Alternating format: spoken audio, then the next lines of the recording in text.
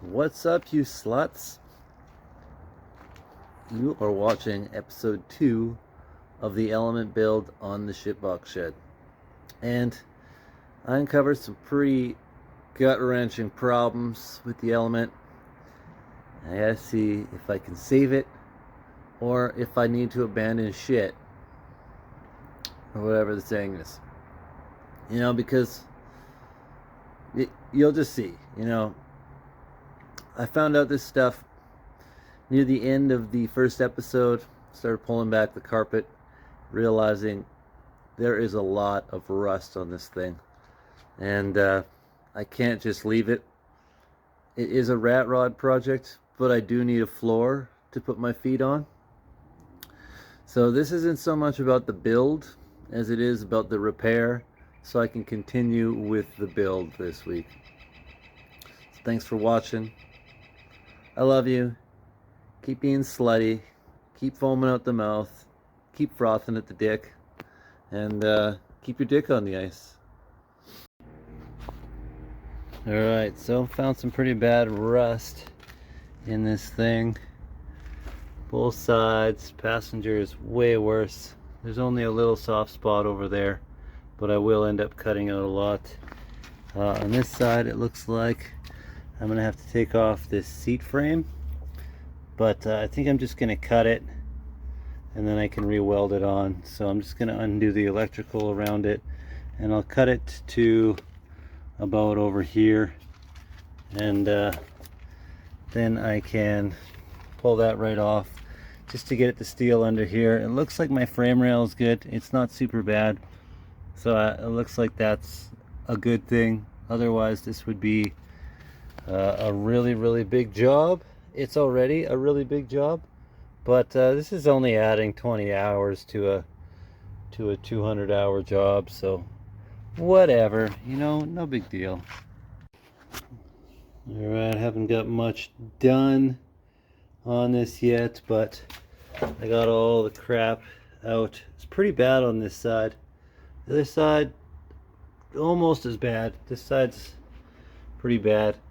Luckily it's a little bit thicker steel there in that front pan, and I'm just going to clean it up and re-weld it. I cut it out there to pull it out, but it's actually quite thick and quite strong, so I will just use some good rust inhibitor, and then I'll overlap that piece like the factory was there, and make this probably in 2 pieces, put it in, and then I could put my muffler back in.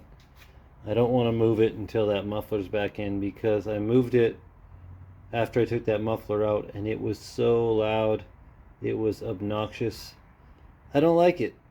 I don't want to piss my neighbors off. I like my neighbors. So I'm just going to, this is my priority this week, get this side figured out. Maybe tomorrow I might have it figured out. We'll see. I have to really grind down this edge. Looks like my frame rail itself is quite good.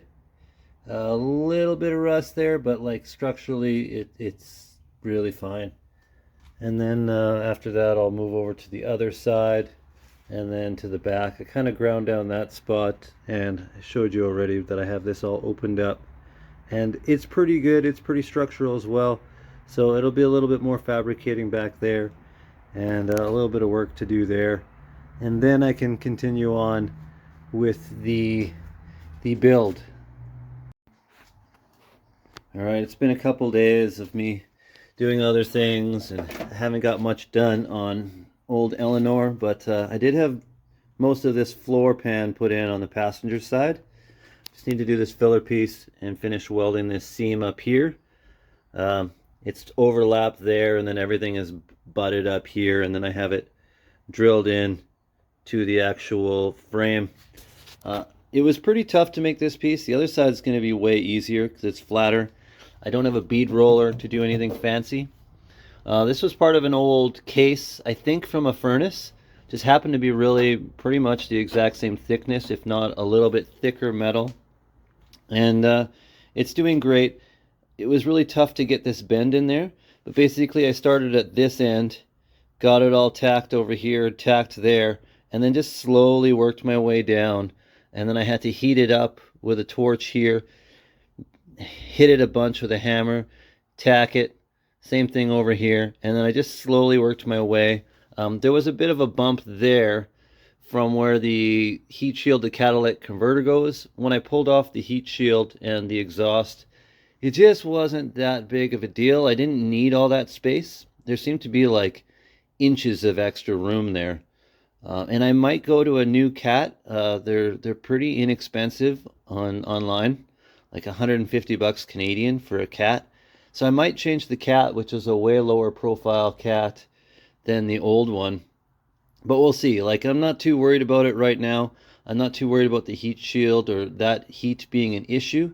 But right now I'm off to Princess Auto. And all of this I did with an entry-level welder.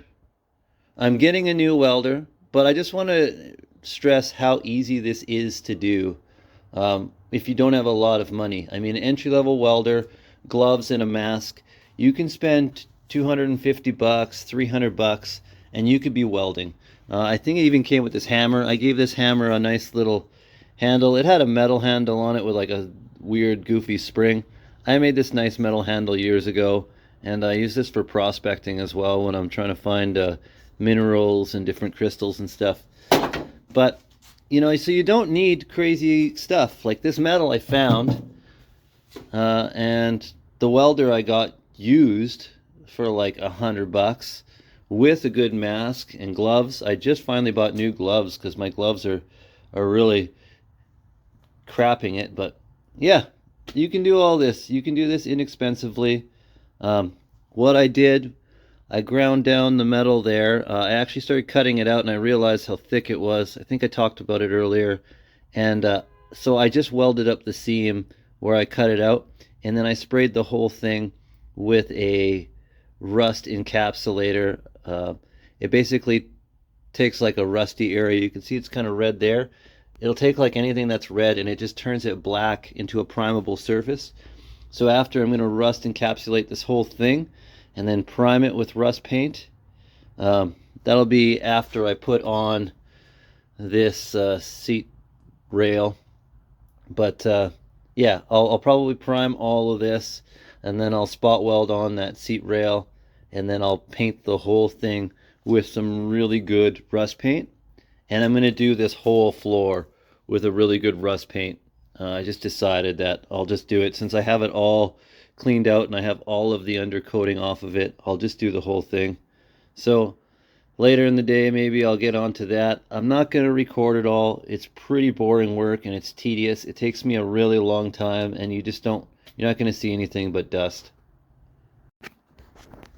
Alright, it's another day in the old shed, and it hasn't been super productive couple days. My welder, the crappy welder that I was using, screwed up yesterday, so I have another one coming. It's going to be a couple days to get here, so I've just been prepping, cutting out, just fitting in this piece for the floor. I'm going to overlap it here, and then overlap it there, and then everything's just going to be butted up here, so I have to just kind of shape it and bend it and get it close to this edge. Right now I'm just trimming it to get it really beautiful around here, and then I'm going to have to do a little bit of bending of this floor to get this up a little bit to match, and then I'm going to heat it up and just gently massage it down with the hammer to get it to sit down onto that rail. It kind of does like a little bit of a kick right there. You can see just that little kick there.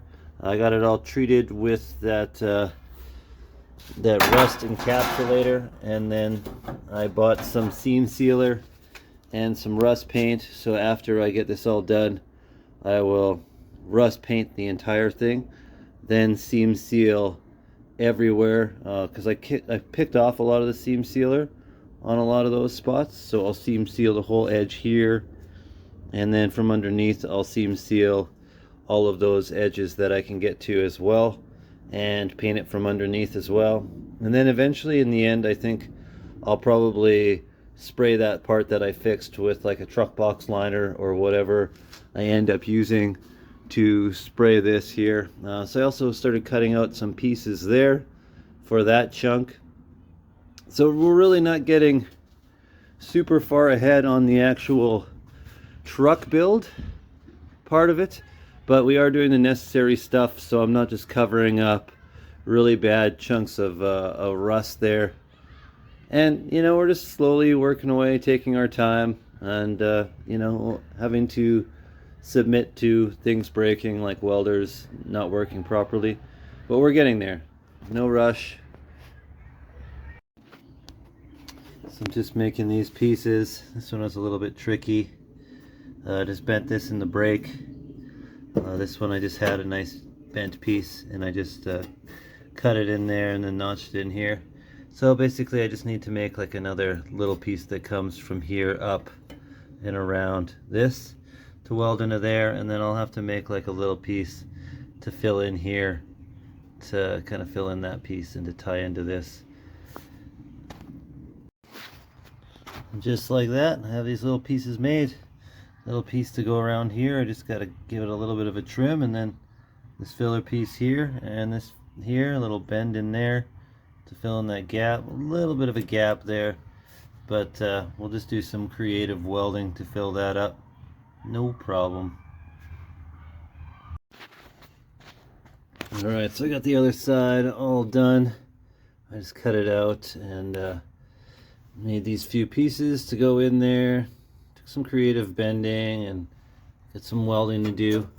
A little bit of the frame rail was pretty bad in here, so I made a little notched piece of the heavier stuff from one of the beams, and I'll weld that in and stitch weld it on. So I'll stitch weld all that once I get the new welder in a couple days.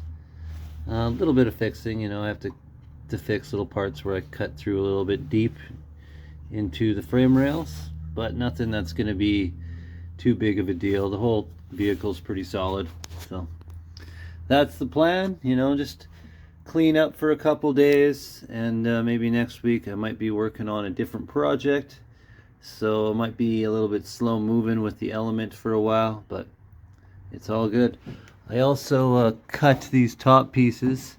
I cut out a bit more of this top piece because I really wanted it to sit down more. It was way out here, and I just wanted it to sit closer to like it would have been from factory, the back window, almost straight down. So that's what I've been working on last couple days, and yeah, just gotta keep plugging away.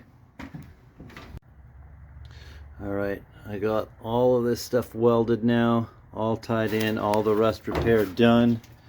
This side's done. Much bigger spot I had to cut out here and around the fender here. This side was actually worse though. I actually had a little bit of that frame that I had to patch in with a heavier piece. But that is it. That's going to be it for this week. A little bit shorter episode this week. Just had a lot to do with this repair, and just wasn't not something that I wanted to film a lot of. It was just kind of boring stuff. This video isn't about doing rust repair, but I think it's important that I include this as an episode. You know, just this is 1 week. This is probably 30 hours of just making panels and cutting out rust and prepping steel and doing rust inhibitor and everything. So thanks for watching the Shitbox Shed. Tune in for next week, episode 3, where I'm going to start actually doing more of the fabrication and more of the planning.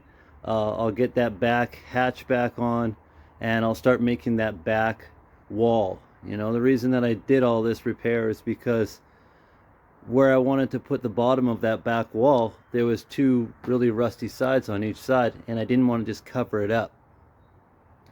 So did I save the element from total death? I hope so. I'll see you next time.